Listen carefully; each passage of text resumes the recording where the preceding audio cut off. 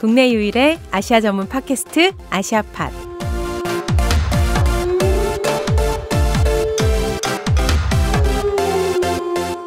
안녕하세요. 참여연대 국제연대위원회 신미지 간사입니다. 아시아팟 이번 시간은 동아시아 데모 이야기입니다. 오늘도 홍명교 플랫폼 C 활동가 나와주셨습니다. 명교님 안녕하세요. 네, 안녕하세요. 반갑습니다. 네, 반갑습니다.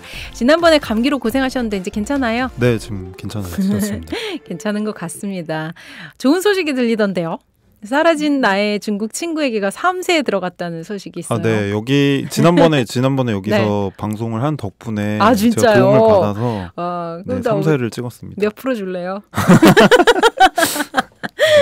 감사합니다. 근데 정말 축하드려요. 이게 왜냐하면 사회과학 서적이 이렇게 많이 팔리는 경우가 별로 없어서 네, 그리고 명교님도 좀 걱정했잖아요. 근데 네, 저는 뭐 한 1세 다 나갔으면 좋겠다 이 정도 생각을 했는데 3세까지 찍고 네. 저는 앞으로도 더 많이 찍으면 좋겠다는 생각이 들었어요. 네, 이제 근데 약간 서서히 끝발이 떨어지는 것 같은 느낌이. 네. 많이 떨어지면 내년에도 한 번 더 방송하고 뭐 이래야 되겠네요. 네, 명교님 그럼 이번 시간은 어떤 동아시아의 데모 이야기 전해주실 건가요? 네, 오늘은요. 그 최근에 그 에너지 문제가 굉장히 많이 불거지고 있잖아요. 석탄 가격도 오르고 석유 값도 많이 오르고 뭐 심지어 이제 우라늄도 많이 비싸졌다고 하는데 맞아요.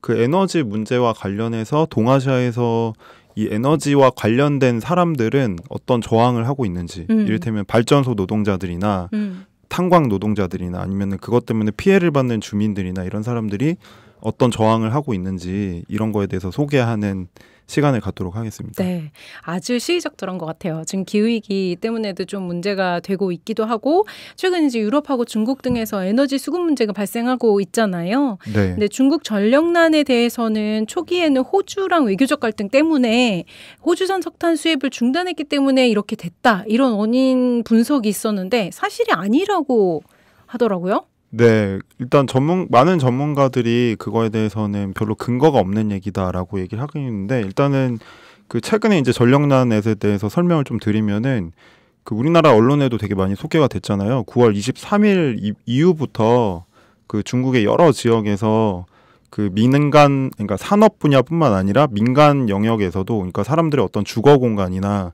뭐 신호등이나 가로등 이런 것까지 이제 전력을 차단하는 이제 조치들이 이제 이루어졌고요. 네. 그게 이제 주로 이제 동북 삼성, 우리가 예전에 만주라고 불렀던 그 지역, 북한 위쪽, 뭐 이쪽이 굉장히 심각한 수준이고 거기 말고도 이제 짱수성이나 광둥성, 후젠성, 충칭 뭐 이런 좀 동북 연안지대랑 아니면 충칭처럼 굉장히 이제 경제가 굉장히 발전해 있는 이런 지역들에서 이제 공업용 전력 공급이 이제 제한이 되면서 공장들도 멈추고 뭐 아이폰 만들고 있는 공장도 주기적으로 이제 휴업을 한다고 하고 뭐 심지어 초코파이 공장도 휴업을 많이 하고 있고 이제 그러다 보니까 이제 이게 논란이 크게 되기 시작을 했던 것 같습니다. 그쪽 지역으로 몰린 이유가 또 있겠네요. 네, 이제 이게 여러 가지 이유가 있는데 일단은 아까 말씀드렸다시피 이제 그 호주산 석탄 수입을 중단한 것 때문에 이렇게 된 거다. 그래서 중국 쌤통이다 이런 거를 이제 혐중 유튜버 분들이 많이 얘기를 하시는데 네. 이제 전문가들은 그거는 사실이랑 거리가 멀다고 얘기하고 있고 왜냐하면은 이미 올해 초부터 중국이 그 석탄 수입 자체를 이제 아예 호주는 배제한 상태에서 인도네시아산이나 이제 남아공산으로 이미 전환한 상태였다고 하고요. 호주 거는 원래도 별로 안 쓰고 있었다는 얘기네요. 네, 근데 그리고 이제 석탄 수입 자체가 차지하는 비중도 전체에서 0.5%밖에 안 된대요. 다 그러니까, 생산하는 거예요? 네, 그러니까 이제 수입 석탄 이게 이제 수급이 끊긴다고 해서 이제 전체적인 문제를 야기할 정도가 절대 아니다라는 거죠. 근데 사실은 그게 아니라 이제 쌓아놓고 있는 석탄 재고 자체가 전반적으로 줄어들었는데 그거는 이제 국내적으로 이제 이거를 다 계산하고 생산을 하고 있었는데 예년이랑 비슷하게 그런데 이제 코로나 이후에 그 이제 많이 공장들이 멈췄다가 다시 요즘에 막 그 제조업 쪽에서 주문이 폭주한다고 얘기를 하잖아요. 근데 그래서 최근에 올해 들어서 그 중국 공장들이 굉장히 뭐 멈추지 않고 돌아갔대요. 그렇구나. 네, 되게 수출도 많이 됐었던 거 있었고 그랬는데 이제 그러다 보니까 이제 이게 예상치보다는 훨씬 많이 이제 필요했던 거죠.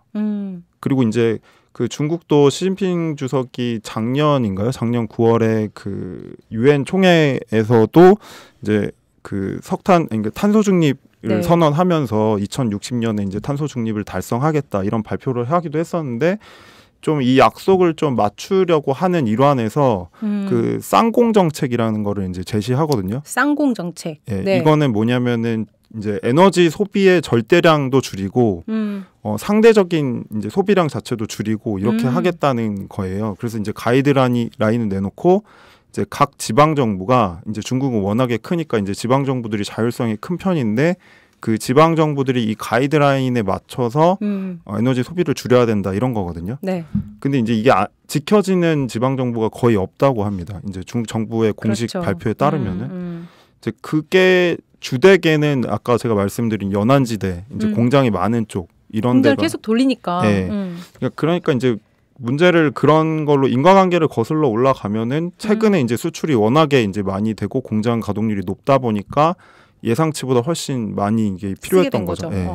게다가 이제 중국 같은 경우는 이제 공업용 이런 전기 사용 같은 거는 거의 석탄 발전에서 쓰는데 이제 그런 문제 때문에 좀 그런 것도 있고 또 이제 다른 요인도 있는데 중국에서 올해 홍수가 굉장히 많이 났잖아요. 네.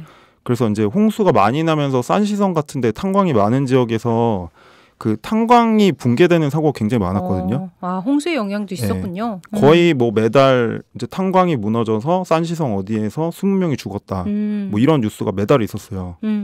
그러다 보니까 이제 탄광이 멈춰지겠죠. 그렇죠. 탄광 가동이 멈춰지고 그러다 보니까 이제 자연스럽게 예상보다 더 이제 채굴이 안 되는 이제 이런 요인도 좀 있었던 것 같아요. 이제 이거는 사실은 우리가 인류가 예상하지 못하는 기후 위기로 인한 네. 이제 발생한 문제니까 사실은 뭐 호주산 수입 이거랑 무관한 거죠. 네. 뭐 한편에서는 이제 뭐 무리한 탄소 중립 정책 때문이다 이런 얘기도 있었는데 이를테면 중국이 2060년까지 탄소 중립을 달성하겠다는 실천 계획을 밝혔다고 명규님도 앞서 말씀해 주셨어요. 근데 이제 오는 11월 1일에 영국 글래스고에서 열리는 유엔 기후협약 변화협약 당사국 총회 COP26인데 COP26이라고 부르더라고요. 네. 여기에 시진핑 국가주석은 참석하지 않겠다고 한 걸로 알려졌거든요. 네. 근데 참고로 이제 설명을 좀 드리자면 이 COP26은 2015년 12월 프랑스 파리에서 열렸던 당사국 총회에서 채택했던 파리 협약이 있거든요. 네, 네, 그게 이제 장기적으로 산업화 이전 대비 지구 평균 기온 상승 2도보다 낮은 수준으로 유지를 하고 1.5도 이하로 제한하기 위해 노력한다. 이런 목표를 설정했는데 이거에 대한 이행 상황을 점검하고 또 앞으로 지구 온난화 대응하기 위한 또 새로운 목표, 또 이행 사항을 논의하는 회의예요. 그렇지만 COP26 알로크 샤르마 의장은 이번 회의에서 결과를 도출해내는 게 5년 전 파리 협약 때보다 더 어려울 거다. 이런 전망을 내기도 했어요. 근데 중국은 2060년까지 탄소 중립을 달성하겠다고 했어요. 근데 이거 되게 전 세계적으로 되게 큰 의미잖아요. 중국이 네. 워낙 에너지를 많이 그쵸. 쓰고 있으니까. 근데 이게 진짜 실현 가능한가? 이런 의문이 들긴 들거든요. 네, 그 1인당 기준으로 하면은 이제 미국이 제일 이제 기후 악당 국가인 건 분명하거든요. 네. 1인당 기준으로 하면은 미국이 압도적으로 이제 높은데 전체적으로 그거 말고 이제 절대량으로 보면은 중국이 한 세계 탄소 배출량의 30% 정도예요. 네. 이제 그러다 보니까 이제 중국도 당연히 기후 악당 국가로 지목되는 국가인 거고. 네. 그래서 이제 줄인다고 한 거고 이제 시진핑도 약속을 했던 건데 근데 이제 그 2018년 2019년 정도까지는 그러니까 중국이 조금씩 이거를 낮추고 있었어요. 그 전반적으로 이제 이런 문제를 하는 방향으로 가고 있었는데 근데 이제 작년에 이게 갑자기 이제 이 약속이 지켜지지 않는 수치가 나왔고 올해도 오히려 올해는 더 이제 심해졌고 아까 말씀드린 대로 그러다 보니까 이제 참석해봤자 민망하잖아요. 그렇죠. 그래서 안 가는 거 아닐까. 그리고 이제 그 이런 전력 대란이 일어나니까 중국 정부에서 다시 그 폐쇄했던 탄광들 다시 열어라고 이제 명령을 하면서 그 이제 굉장히 낙후된 데만 제외하고 다시 이제 재개를 한 데가 많거든요. 멈췄다가. 네. 이제 그러다 보니까 오히려 이거를 역행하는 방향으로 가고 있으니까 뭐 가서 탄소 중립 얘기하기에는 좀 민망한 상황이 아닐까. 네. 그렇군요. 그래서 아무래도 뭐 다시 뭐 원전에 대한 이야기가 나온다 그러거나 뭐 석탄에 대해서 뭐 대책 같은 것들을 나오고 있는 것 같은데 거기에 대해서는 어떻게 평가하세요? 그래서 최근에 그 영국에 되게 유명한 석유 그 회사 있잖아요. 네. BP라고 거기가 약간 이거에 물타기 하면서 최근에 무리하게 각국 정부가 탄소 중립 정책을 발표하다 보니까 너무 급진적이라서 이게 이제 세계 경제에 됐다. 악영향을 끼친다. 이런 식으로 얘기를 하고 있거든요. 근데 이제 자기 회사한테 손해가 이제 되니까 이제 그런 얘기를 하는 것 같은데 근데 사실은 이제 그런 이제 그거는 이제 말하기 쉽게 그러니까 아전인수격으로 이제 말을 대는 거에 불과해 보이고 오히려 이제 그거를 이제 정확한 방향으로 맞춰서 계획대로 점차적으로 좀 탄소 중립을 어떻게 달성해 나갈 것인지를 이제 좀 더 체계적으로 계획을 제시하고 이거를 해 나가면은 저는 문제가 없다고 생각을 하는데 네. 이제 이게 오히려 역으로 이거에 대해서 너무 과도하게 이제 탄소 중립을 하면 안 된다는 논리를 여기다 갖다 대는 거는 지금의 상황에서 봤을 때 무리한 주장이라고 좀 생각이 들고 실제랑도 맞지 않은 것 같다는 생각이 좀 들었습니다. 네. 그러면 중국 석탄 지금 생산구 이 자체가 지금 문제인 거라고 짚어주셨잖아요. 네. 그렇다면 지금 중국의 전력난 그리고 이런 부분에 대해서는 조금 정리를 간단하게 다시 한번 해주신다면? 그러니까 겉으로 말하는 거랑 실제로 행하는 게 차이가 나기 때문에 생기는 문제인 것 같아요. 그러니까 이 약속을 지키려면은 네. 뭐 석탄 화력 발전소 건설 계획 자체를 중단시킨다든지 이런 게 있어야 되는데 네. 최근에만 중국 정부가 석탄 화력 발전소 210개를 신설하는 계획이 이제 실시되고 있었거든요. 210개요. 네.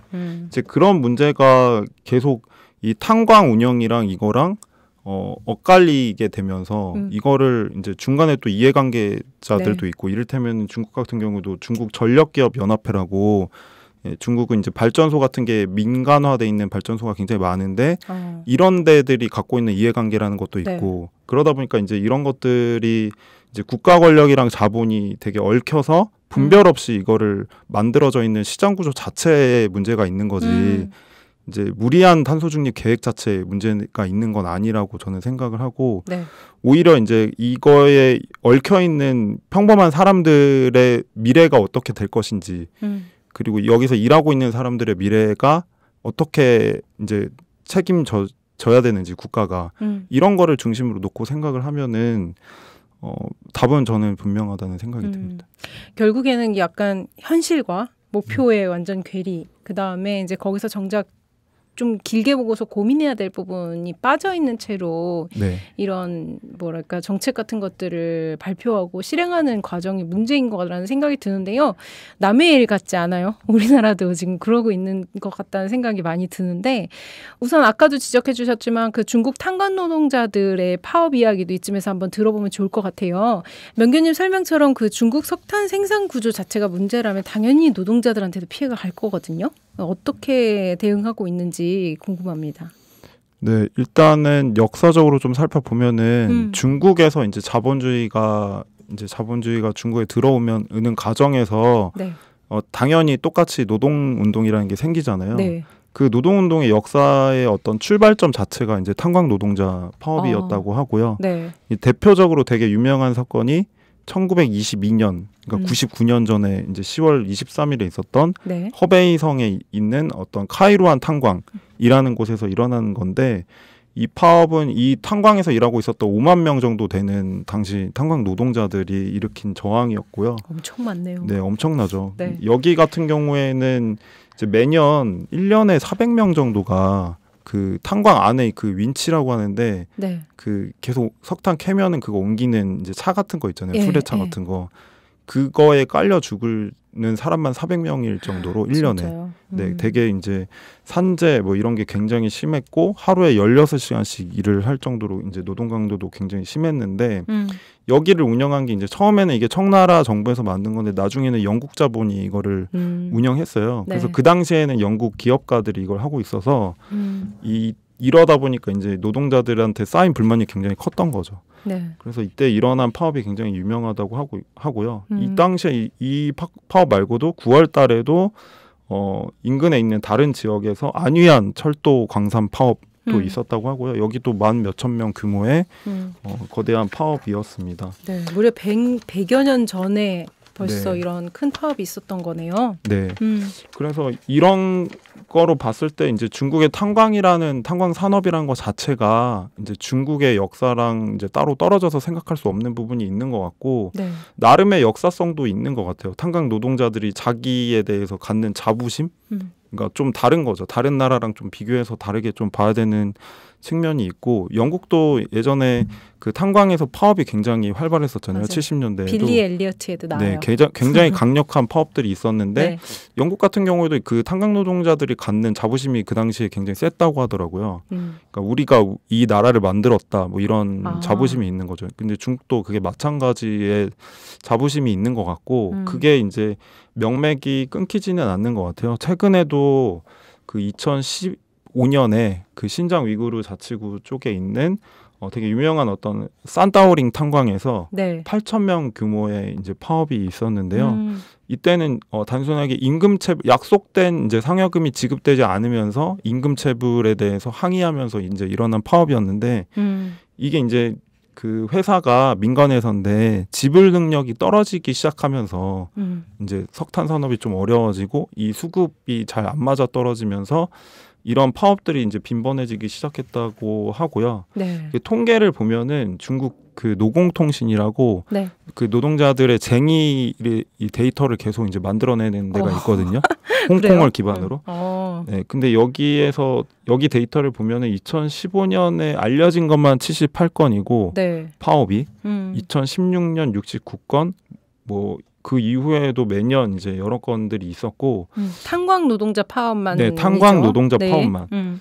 그럴 정도로 이제 굉장히 많은 편이고요. 네. 그리고 대형 참사도 굉장히 심한 편입니다. 아까 말씀드렸지만 그 여기서 이제 똑같이 발표하는 산재 지도라는 게 있는데 그렇구나, 매년 거의 뭐 최근 5년 동안 매년 거의 45건에서 뭐 90건, 92건 이 정도 끊이지 않고 계속 발생하고 있고 네. 올해도 제가 아까 말씀드린 대로 홍수가 워낙 많이 나다 보니까 최근에만 해도 계속 뭐 21명, 19명, 20명 이렇게 이제 죽는 일들이 계속 있었습니다. 기후위기가 여기에도 영향을 미치고 있네요. 네. 그리고 이제 또 다른 거 하나는 우리나라는 요즘에 거의 없는 건데 진폐증이라고 네. 이제 옛날에는 있었는데 네. 그렇죠. 진폐병 산재가 굉장히 심각해요. 여기가. 그 1년에 진폐병으로 죽는 분만 몇만 명이 될 정도로 이제 많이 알려진 산재 중에 하나인데 그러다 보니까 이제 이 진폐증 걸린 사람들이 그 도시에 있는 대도시에 있는 본사까지 와서 항의 시위를 하는 것들이 굉장히 빈번한 상황입니다. 네, 그렇군요. 역시 탄광 노동자들 문제 같은 경우는 되게 비슷한 양상으로 우리나라에도 있었던 방식으로 이제 뭐 진폐증도 그렇고 산재도 그렇고 그런데 여전히 계속 발생하고 있는 문제라는 것들이 문제인 것 같고 그다음에 이제 이런 문제들이 해결되지 않은 채로 약간 전환 이런 것들이 제대로 다 잘 이루어질 수 있을까? 그런 에너지 민주주의라는 어떤 그런 개념 없이 그냥 뭐 석탄 생산을 중지하고 다시 늘리고 뭐 일을 더 시키고 뭐 이런 식으로 되게 이루어지다 보니까 실제로 거기서 일하는 사람들의 어떤 조건이라는 게 전혀 고려되지 않는 게 문제인 것 같아요. 맞아요. 그런 게 좀 많이 문제가 되고 있는 것 같다는 생각이 듭니다. 에너지와 관련해서 또 다른 아시아 국가들이 에너지를 둘러싼 투쟁들도 좀 들여다보면 좋겠는데요. 어느 나라에서 지금 어떤 시위가 이루어지고 있을까요? 그 2011년에 일본에서 후쿠시마 그 원전 사고가 있었잖아요. 근데 이거의 영향으로 이제 대만 같은 경우에는 많이 알려져 있지만 어쨌든 원전을 더 이상 안 하겠다 이렇게 발표를 했었잖아요. 정부에서. 근데 이제 이게 그래서 이제 저도 당시에 이제 굉장히 놀라가지고 어떻게 이런 것까지 결정이 됐지 이런 이제 의문을 가졌었는데 궁금했었는데.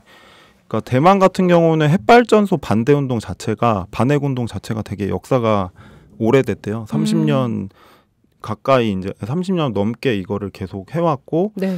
그 힘을 바탕으로 해서 이제 운동이 지속되다 보니까 그 힘을 바탕으로 해서 후쿠시마 사고가 있었을 때 직후에 다시 이제 대중적인 힘을 얻었던 것 같아요. 네. 네, 여기도 제일 논란이 최근에 됐던 데가 그 타이베이 바로 동쪽에 신베이라고 있는데 작은 도시가 있는데 여기에도 이제 제4 핵발전소를 건설 계획이 있었는데 해안가에 반대 운동이 굉장히 활발했었고 이게 그냥 주민들만 반대 운동을 집중하는 게 아니라 학생들도 같이 참여하고 시민사회가 전반적으로 같이 함께하면서 네. 되게 크게 확대가 됐었다고 합니다. 그래서 이 힘으로 차이잉원이 이제 총통이 된 이후에 민진당 정부가 된 이후에 네. 이제 이게 좀 무산되는 결과를 만들 수 있었던 것 같습니다. 네, 그러게요. 근데 제4 핵발전소 건설과 관련해서는 올해 12월에 다시 국민투표를 한다 그래서 이게 그대로 유지될지는 약간 좀 두고 봐야 되는 문제인 것 같고요. 네. 네, 탈핵 문제는 우리나라 상황을 봐도 좀 어려운 문제인 것 같아요. 근데 그 와중에 이제 또 대체에너지로의 전환 과정에서 이 대만 원주민들과의 대립도 문제가 되고 있다고 들었거든요. 네, 그 대만의 타이동이라고 남쪽에 있는 도시 쪽에 그 원주민들 여러 이제 고산족 원주민들이 이제 살고 있는데 네. 이제 대만이 이제 이거를 대체 에너지로 전환하는 과정에서 여기다가 태양광 발전소를 이제 설치하겠다고 발표를 했는데 네. 근데 정작 이제 여기서 이제 살고 있는 실제로 농업에 종사하고 어업에 종사하고 있는 이 주민들한테는 이제 그 물어보지 않은 거죠. 네. 그래서 이 절차가 되게 깔끔하지가 않았고 그러다 보니까 이 지역 주민들이 이게 이제 광범위한 면적에 지어지면은 우리의 어떤 생계의 어떤 터전이나 이런 것들이 사라지고 지금까지 이제 뭐 삶을 영위해왔던 여러 가지 일들을 할 수 없게 된다. 네. 게다가 여기는 대대로 원주민들이 살던 땅인데 이 지역을 왜 우리한테 물어보지도 않고 하냐. 원주민들의 의사를 충분히 반영하지 않았다 이렇게 얘기하면서 네. 이게 이제 반대 운동이 굉장히 활발하고 지난 5월 달에도 이제 여기 푸유마족 주민 400여 명이 타이동 시청 앞에서 네. 군청 앞에서 이제 반대 시위를 벌였었고 네. 뭐 그 밖에 또 이제 다른 여러 소수민족들도 같이 이제 이거를 반대하고 있는 운동을 하고 있다고 합니다. 네. 태양광 발전소 엄청 크게 이제 논밭이나 이런 데 들어오는 거에 대해서는 한국에서도 네, 많은 똑같이 지역에서 문제가 되고 있죠. 문제 제기가 되고 있어서 그 부분은 아무래도 거기다가 심지어 이제 소수민족들이 갖고 있었던 되게 대대로 내려오는 땅이다라고 생각하는 그 개념이 있는데 그런 절차 없이 진행되고 있어서 아마 그렇게 되나 봐요. 네. 이것도 계속 문제가 되겠네요, 앞으로도. 네, 대체 에너지로 이제 전환하는 것 자체가 나쁜 건 아닌데, 그렇죠. 이걸 하는 과정에서 실제로 거기서 이제 살고 있는 사람들의 의사가 반영되지 않는 거는 좀 문제인 것 같아요. 맞아요. 네. 의사도 안 반영되고 대책이나 이런 것도 아마도 제대로 네. 부족하니까 계속 문제제기가 나오겠죠.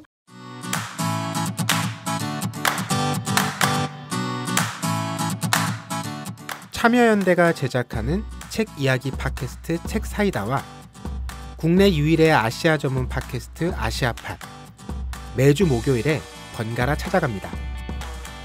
정부 지원금 없이 회원의 회비로 운영되는 참여연대입니다. 청취자 여러분, 참여연대의 회원이 되어주세요. 포털 사이트에서 참여연대를 검색하시거나 참여연대로 전화 주시면 됩니다.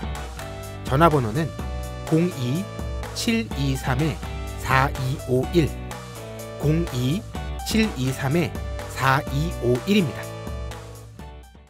탈핵 얘기도 했었던 겸에 일본으로 좀 넘어가 볼게요. 그 태평양 전쟁 당시 히로시마, 나가사키 원자폭탄도 투하됐었고 후쿠시마 핵발전소 사고도 있어서 일본에서는 이제 원전 문제는 굉장히 중요한 부분이잖아요. 네. 여기서도 지금 되게 활발하게 운동을 하고 계실 것 같은데. 네, 일본은 운동 자체가 사회운동 자체가 그 원전 문제, 평화 뭐 이런 것들이 굉장히 중요한 맞아요. 쟁점이 돼 있다고 하더라고요. 그래서 이제 그 후쿠시마 이후에는 이게 이제 더 중요한 맥을 형성하고 있고 이게 반핵, 평화 뭐 이렇게 이제 뭐 원수폭 금지 운동 이런 것까지 나아가는 방향에서 이제 시민사회 운동에서 중요한 이제 싸움인데 최근에도 역사적으로 이제 또 대중시위도 굉장히 많이 있었죠. 그렇죠. 네, 그래서 후쿠시마 이후에 핵발전소 이후에 이제 깨끗하고 안전한 뭐 핵발전 이런 이제 신화 자체가 이제 깨진 거고 네. 여기에 얽혀 있는 이제 이거를 운용하고 있었던 도쿄전력이라는 회사와 이제 중국이 아니라 일본의 이제 정관계 인사들과 얽혀 있는 것들, 그쵸. 관료들과의 문제, 뭐 이런 문제들이 이제 많이 드러났던 것 같아요. 그래서 이런 거에 대한 이제 운동이 이제 활발한 편이고 최근에도 우리나라랑 이제 중국 정부도 많이 항의를 했던 문제인데 이 사고 이후에 생겨 있었던 이 오염수 네, 이거를 이제 바다에다가 그냥 방류한다고 이제 일본 정부가 발표를 했잖아요. 그래서 하는 문제에 대해서도 사실은 우리나라 같은 경우에 많은 사람들이 이제 그냥 단순하게 반일 감정으로 이제 치환해서 생각하게 되기 쉬운데 일본에서 현지에서 살고 있는 많은 어민들이나 이곳 시민들도 이거에 반대하는 이제 운동들을 해왔습니다. 네, 이제 그런 맞아요. 것들이 같이 드러나는 것 같습니다. 네, 그래서 그 오염수 문제에 대해서는 한일이 같이 이제 대응을 해야 된다 이런 목소리들도 나오고 있거든요. 근데 아마 되게 고민되는 지점이죠. 이 원전 근데 이건 또 어떻게 놔둘 건지 그걸 네. 또 수용할 수 있는 방법도 없다 보니까 그래서 더 많은 얘기들을 하고 대책을 함께 논의해야 될 텐데 이게 일방적으로 결정해서 자꾸 뿌리겠다고 해서 문제인 것 같다는 생각이 들어요. 원전 문제는 아니지만 이 동남아시아 국가들에서는 에너지 문제를 둘러싸고 또 다른 여러 저항들이 있다고 들었어요. 네. 네. 그 좀 남쪽으로 내려가서 그 동남아시아 동남아에, 그 대륙부를 보면은 메콩강이라는 아주 그쵸. 큰 강이 강이죠. 있잖아요. 되게 중요한 강이고 이 여러 나라에 이제 걸쳐 있죠. 유역 자체가. 네. 근데 여기 그 상류 지역은 이제 중국에 포함되잖아요. 중국 남부에. 근데 여기 상류 지역에 이제 수력 발전소를 건설하는 여러 가지 사업들이 프로젝트들이 이제 최근에 와서 이제 형성이 됐고 네. 그게 이제 그 2018년 3월달에 그 메콩강 경제권 이제 회의라는 게 있대요. 근데 여기서 이제 중국, 베트남, 캄보디아, 라오스, 태국, 미얀마 이런 나라들이 메콩강을 끼고 있는 나라들이네요. 네. 다. 약 거의 우리 돈으로 한 70조 원 정도 되는 규모의 엄청난 이제 프로젝트가 한 대략 200여 개의 프로젝트들이 이제 추진에 합의를 했다고 하는데요. 여기서 이제 가장 중요한 사업이 메콩강 상류에다가 수력 발전소를 짓는 네. 사업이라고 하고요. 여기에다가 이제 중국이 이제 많은 자본을 투여한다고 합니다. 네. 근데 이제 이게 이렇게 되면은 그 인근 지역에 살고 있었던 사람들, 주민들의 마을이 수몰된다든지 맞아요. 이런 일들이 이제 벌어지는 거죠. 그래서 많은 이제 저항들이 있었다고 하고요. 네. 뭐 미얀마에서도 사실은 그 아웅산 수치 정부 이전에 2015년 이전에도 이것 때문에 이제 수몰되는 문제로 여기는 이제 메콩강은 아니었지만 어쨌든 비슷하게 이제 항의 시위가 굉장히 활발해가지고 이게 이제 무산된 바가 있는데 네. 메콩강 쪽에서도 이제 많은 주민들이 계속 이거에 반대하는 캠페인을 벌이고 있다고 합니다. 네. 강제 이주도 해야 되고 이제 뭐 생계 자체도 어려워지고 그러니까. 네. 메콩강 개발 같은 경우는 되게 저는 오래전에 한 10년 정도 전인 것 같은데요. 그때 운남성 갔을 때도 이미 그 댐 건설 때문에 아래 국가들의 영향을 많이 준다고 해서 그때 중국의 환경 활동가들이 막 반대하고 그런 게 있었어요. 근데 네.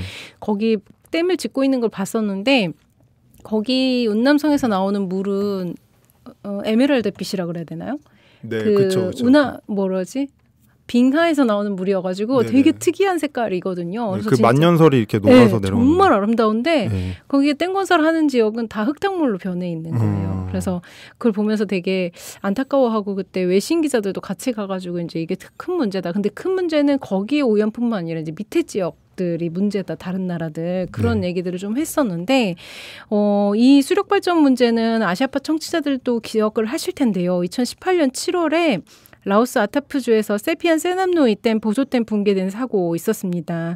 이 사고로 6개 마을 침수됐고요. 49명의 주민이 사망했고 22명이 실종됐는데 당연히 수천 명 넘는 이재민이 발생을 했어요. 근데 이 문제는 우리 수력발전 사업에 대해서 한국수출입은행이랑 대외경제협력기금이 지원을 했던 민간 협력 사업이에요. 그래서 SK 등 시공업체들뿐만 아니라 한국 정부의 책임도 무거운데, 근데 이런 발전소 사업을 인도네시아에서도 우리가 지금 또 화력 발전으로 하고 있다고 들었거든요. 네, 이것도 최근에 꽤 이제 뉴스에 많이 꽤 나왔었던 얘기인데요. 그 인도네시아가 이제 여러 큰 섬들이 있잖아요. 그 중에서 이제 자바섬이라고 이제 가장 큰 섬 중에 하나인데, 그 자바섬의 맨 서쪽 끝에 찔레콘이라는 도시가 있거든요. 네. 여기는 이제 자카르타에서 좀 서쪽으로 좀만 더 가면은 있는 데고, 여기 이제 공업 도시래요. 중공업 이제 뭐 여러 가지 시설들이 많이 있는 도시인데, 이제 여기에 우리나라 공기업인 그 한국전력이랑 네. 그리고 이제 두산중공업이 이제 여기다가 석탄 화력 발전소를 건설을 했죠. 2008년에 이제 프로젝트를 시작해서 본격적으로 이제 운영된 거는 2012년부터였고, 두산중공업이 1호기를 이제 운영하고 지었고, 현대건설이 이제 2호기를 짓고, 네, 이런 프로젝트가 이제 시작이 돼서 계속 운영하고 있는데, 이게 이제 우리나라 이제 기업에서는, 발전 산업에서는 네. 해외 진출의 어떤 맞아요. 엄청난 성공 사례다 이렇게 계속 뭐 많이 얘기를 해왔어요. 광고를 하잖아요. 네. 뭐 얼마치 몇 조 원치 수주 막 이러면서 하잖아요. 네, 그런 얘기도 하고 매년 뭐 160억씩 걷어들이고 있다, 순수익을 얻고 있다, 이런 얘기를 하면서 되게 자랑을 많이 하는데, 근데 실제로 이제 여기서 그 인근에서 살고 있는 찔레콘 지역의 이제 주민들은 굉장히 반대가 심하다고 합니다.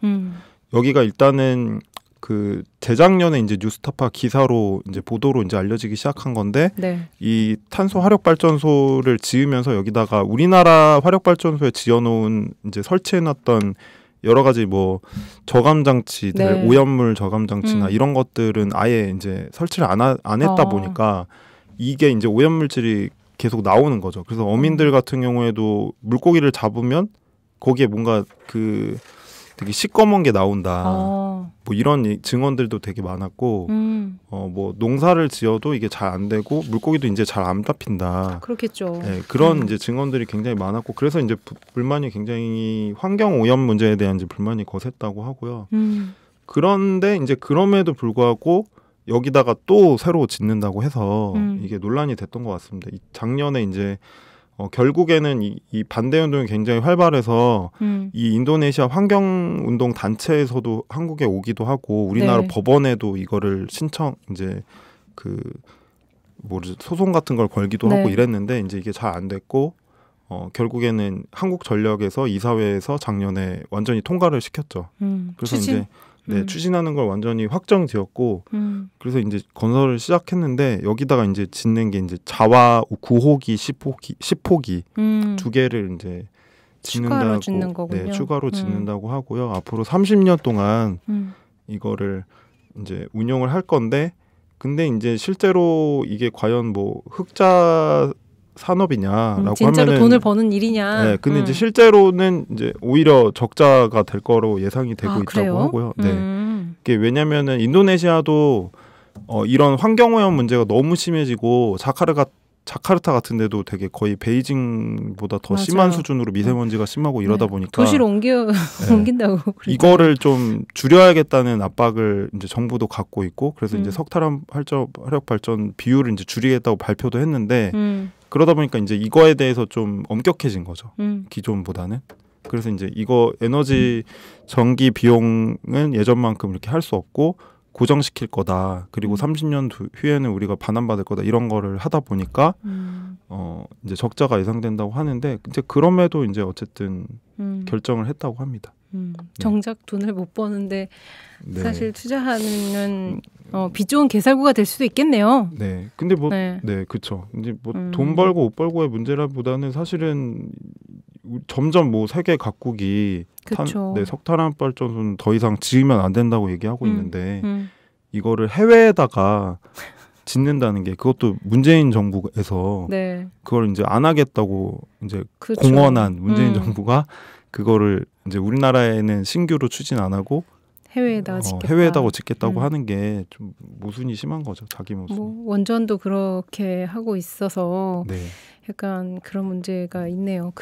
아까 말씀해 주셨던 그 찌레본 석탄 화력 발전소 관련해서는 현대건설이 현대건설이 이 군수 그 지역 군수였던 사람한테 뇌물을 먹였다고 것도 또 있어서 그걸 또 와서 고발하신 것도 있더라고요. 그러니까 이런 거에는 문제점들이 하나만으로 귀결되는 건 아닌 것 같아요. 되게 다양한 문제들이 나타나고 있고 곳곳에서 지금 이런 에너지 문제, 아시아 지역이 사실은 그런 문제에 되게 취약한 것 같다는 생각이 들기도 해요. 네. 되게 어려운 나라들도 많고 해서 아무래도 좀 많이 지켜보고 우리가 목소리를 낼 수 있는 건 좀 내야 될 것 같다는 생각이 듭니다. 네, 지금 기후위기 시대잖아요. 이제 에너지 문제가 더 이상 몇몇 지역이나 그곳에 사는 사람들만의 문제는 아닌 것 같아요. 네.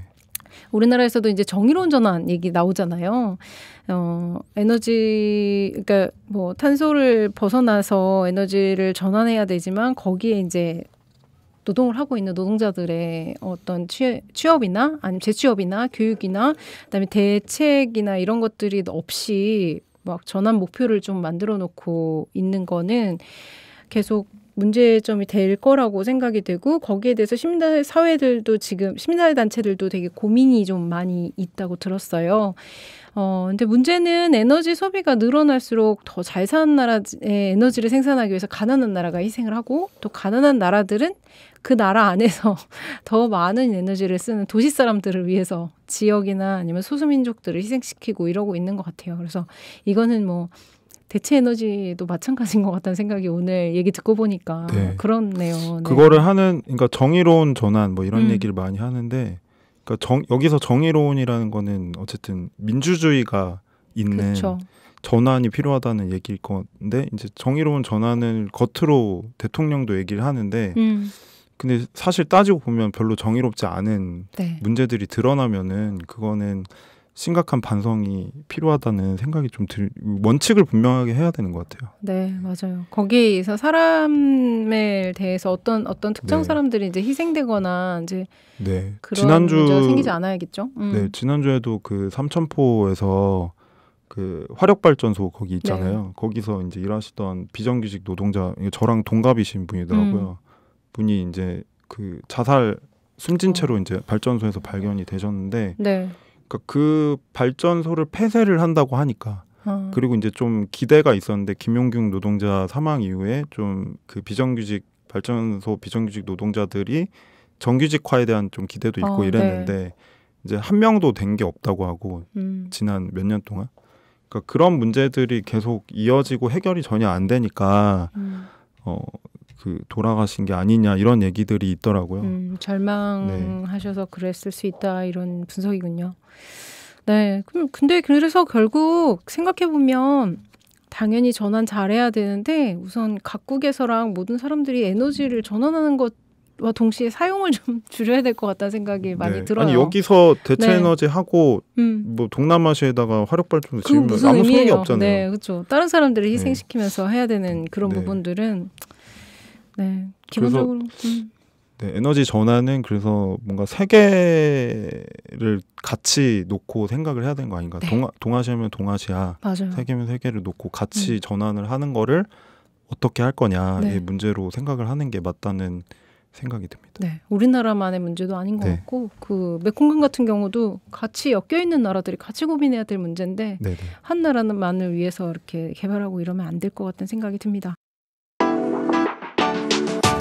놀때 홍대 참여연대 우리가 할 수 있는 것들 지금 뭐하네 놀때 홍대 참여연대 아직도 회원 가입하지 않고 뭐하네 놀때 홍대 참여연대 우리가 할 수 있는 것들 지금 뭐하네 놀때 홍대 참여연대 아직도 회원 가입하지 않고 뭐하네 바로 너 바로 너 바로 너 바로 너 당신이 우리의 든든한 배후 0% 0% 우리가 받는 정부 지원 0% 시위꾼 아냐 시민의 파수꾼 유엔이 인정하는 시민단체 파트너 행동하는 시민과 함께하는 권력 감시기구 참여연대 놀때 홍대 참여연대 우리가 할 수 있는 것들 지금 뭐하네 놀때